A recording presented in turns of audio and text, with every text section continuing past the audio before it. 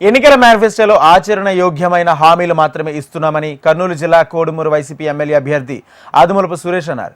విద్యా వైద్యంపై ప్రధానంగా దృష్టి సారించి పార్టీలకు అతీతంగా ప్రతి ఒక్కరికి సేవలు అందించామని ఆయన స్పష్టం చేశారు. ప్రతి గ్రామానికి మంచినీరు అందించే దిశగా అడుగులు వేస్తున్నామంటున్న వైసీపీ నేతలు కోట్ల హర్షవర్ధన్ రెడ్డి, ఆదిమూలపు సురేష్లతో మా ప్రతినిధి హరికిషన్ ఫేస్ టు ఫేస్. అన్ని ప్రధాన పార్టీలు ప్రచార పర్వంలో ముందుకు దూసుకు వెళ్తున్నారు. ప్రధానంగా కోడుమూరులో డిఫరెంట్గా ప్రచారం చేస్తున్నారు డాక్టర్ ఆదిమూలపు సతీష్. మరి ఆయన మాటలను తెలుసుకున్న ప్రయత్నం ఒకసారి చేద్దాం. చెప్పండి సార్, ప్రచారంలో సతీష్ గారి ప్రచారమే వేరయ్యా అన్నటువంటి పదాలు వినిపిస్తున్నాయి. ఏంటి, ఎలా సాగుతుంది మీ ప్రచారం? హర్షవర్ధన్ రెడ్డి గారు నేను కలిసి మా నాయకత్వం గురించి ప్రజలకు వివరిస్తూ ముందుకు సాగుతున్నాం.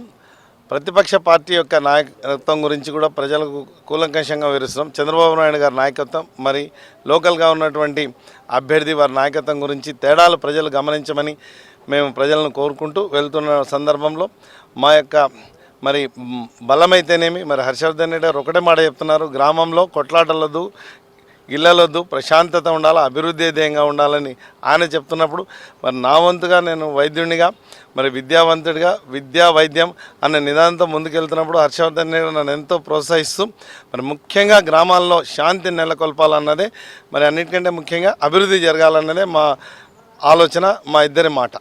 కానీ విచిత్రంగా టీచర్గా అవతారం ఎత్తుతున్నారంట, కౌన్సిలింగ్లు ఇస్తున్నారంట, అలాగే ప్రతి ఒక్కరికి మీ విజిటింగ్ కార్డ్స్ ఇస్తున్నారంట, నెంబర్లు ఇస్తున్నారంట, పిలుచుకొని పోయి హాస్పిటల్లో చూపిస్తున్నారంట.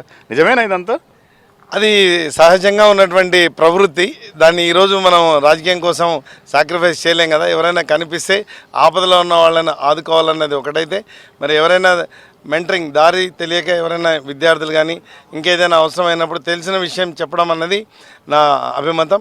దానికి మాకు ఎంత లేట్ అయినా కూడా హర్షవర్ధన్ రెడ్డి గారు నాతోటి ఉండి మరి ఓపికగా భరిస్తూ ఇవన్నీ కూడా రెండు జరుగుతూ ఉన్నాయి.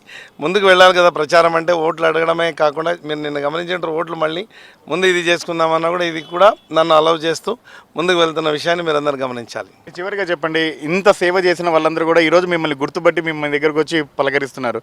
మరి మీరు స్థానికేతరుడు అన్న వారికి ఏం సమాధానం చెప్తారు?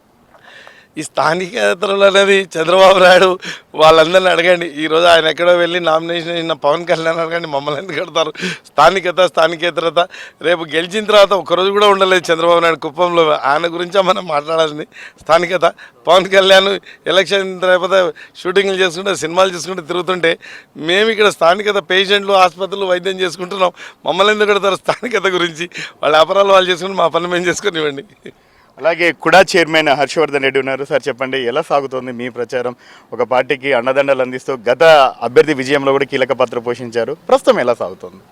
ప్రస్తుతం సంతృప్తికరంగానే సాగుతుంది మనకు ఇక్కడ ప్రచారం కూడా. ఎందుకంటే మేము గడప గడపకు తిరుగుతున్నప్పుడు ప్రజల యొక్క బాధలు, కష్ట సుఖాలు అన్నీ కూడా 2019లో జరిగినటువంటి పరిస్థితులు ఇప్పుడైతే లేవు. దాదాపుగా కూడా వాళ్ళకి కావాల్సినటువంటి కుటుంబాలకు కావాల్సిన సంక్షేమ పథకాలు ఏవైతే ఉన్నాయో అన్నీ కూడా ఇబ్బంది లేకుండా, ఎవరు మధ్యదళారీలు లేకుండా అందుతున్నాయి. కాబట్టి ప్రజలు సంతృప్తికరంగా ఉన్నారు. అదేవిధంగా ముఖ్యంగా ఇప్పుడు ఇంతకుముందు మన సతీష్ అన్న చెప్పినట్లు వైద్యం ఏ విధంగా చేయించుకోవాలి అనేది అవగాహన లేకపోవడం వల్ల చాలాసేపు కొంతమంది పేషెంట్స్ ఎక్కడన్నా కుటుంబ పరంగా ఇబ్బందిగా ఉండి ఆరోగ్యపరమైన సమస్యలు ఉన్న చోట కూర్చొని వాళ్ళకి ఎక్స్ప్లెయిన్ చేసి ముందుకైతే కదలడం జరిగింది. వాళ్ళు కూడా దాన్ని బాగా రిసీవ్ చేసుకుంటున్నారు. అదేవిధంగా ఇప్పుడు సతీష్ అన్న అందరికీ ఫోన్ నెంబర్స్ ఇస్తున్నారు. దానికి సంబంధించి రెస్పాన్స్ కూడా బాగా ఉంది.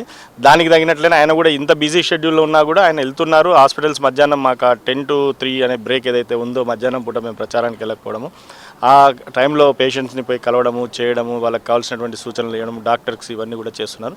సో ఓవరాల్గా మాకు చాలా సంతృప్తిగా 2019తో పోల్చుకుంటే, ఎందుకంటే అప్పుడు ప్రతిపక్షంలో ఉన్నాము, మేమేం చేయలేకపోయాము. అప్పుడు ప్రజల బాధలన్నీ విన్నాము.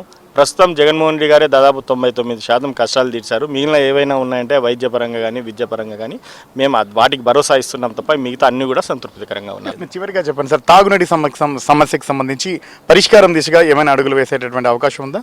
లేదు, తప్పకుండా. ఎందుకంటే మాకు వాస్తవంగా మా చుట్టూ కోడుమూరు నియోజకవర్గం చుట్టూ నదులు, హంద్రీ నది కానీ తుంగభద్ర నది కానీ ఉన్నాయి. కానీ మేము ఇప్పటికే నేను కూడా చైర్మన్ అయిన తర్వాత నేను చాలా గ్రామాలకు ముఖ్యంగా నా డబ్బులు కుడా నిధుల నుంచి తాగడానికే నేను డబ్బులు దాదాపు 2 కోట్ల రూపాయల దాకా ఇచ్చాను. ఈరోజు మీరు ఇక్కడే అంబేద్కర్ నగర్లో చూస్తున్నాను. నేను 40 లక్షలు ఇచ్చాను. 40 లక్షలతో పైప్ లైన్ పైనే మనకు కనిపిస్తుంది. వితిన్ 1 వీక్ 10 డేస్లో అది కమెన్స్ అవుతుంది. సో ఎక్కడైతే మేజర్గా సిటీ కానుకొని కానీ ఎక్కడైతే అక్యూట్ డ్రింకింగ్ వాటర్ ప్రాబ్లమ్స్ ఉన్నాయో నేను ఇంకా అదేవిధంగా సంఘాల్లో ఒక 15 లక్షల దాకా ఇచ్చాము. తర్వాత నిడ్జూరులో కూడా కోడుమూరు నియోజకవర్గానికి సంబంధించి నిడ్జూరులో కూడా ఒక 15 లక్షల దాకా డ్రింకింగ్ వాటర్కి ఇచ్చాము. రేపు రాబోయే కాలంలో వచ్చే సంవత్సరంలో ఏ గ్రామంలో కూడా మళ్ళీ ఎలక్షన్లకు పోయినప్పుడు మమ్మల్ని తాగడానికి నీళ్ళకి ఇబ్బంది ఉందని అడగకుండా మేమైతే తప్పకుండా దాని మీద దృష్టి పెడుతున్నాం. అభ్యర్థుల విజయంలో కీలక పాత్ర పోషిస్తున్నటువంటి కూడా చైర్మన్ హర్షవర్ధన్ రెడ్డి ఈసారి కూడా విజయం తమదేనని, ఎందుకంటే 2019కి అలాగే 24కు మధ్యలో ఉన్నటువంటి ప్రజల సమస్యలు అనేవి చాలా వరకు కూడా పరిష్కరించాం కాబట్టి అవకాశం ఇస్తే మళ్ళీ పరిష్కరిస్తామనేటువంటి ఒక భరోసాను ధీమాను వ్యక్తం చేసినటువంటి పరిస్థితి. కెమెరామెన్ రామ్మోహన్తో హరికిషన్, హెషం టీవీ, కర్నూలు జిల్లా.